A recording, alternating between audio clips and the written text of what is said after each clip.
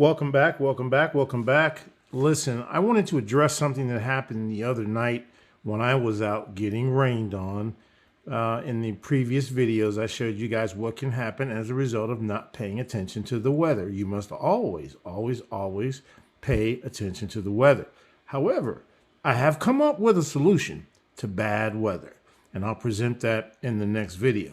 But in this video, I think it's part 22 or part 23. I'll put it in the description below.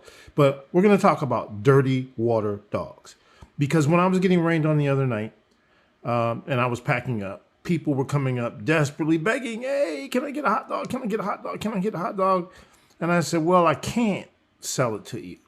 And one lady said, I don't care what kind of condition it's in. I said, no, I care more about your safety than I do about a couple bucks. And something could have gotten in the water that dripped off the trees or the roof that I'm not aware of while I was trying to put hot dogs in or take hot dogs out. So that's why I can't do it.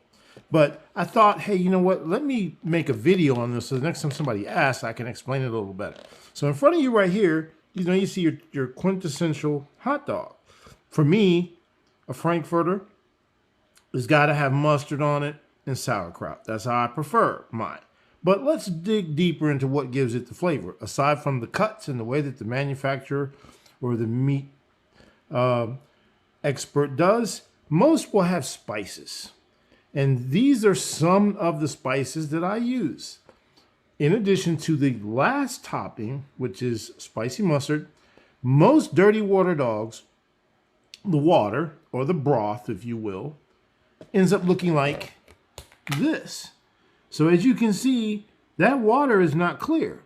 In reality, that water is loaded. I mean loaded, just boom, boom with spices, okay?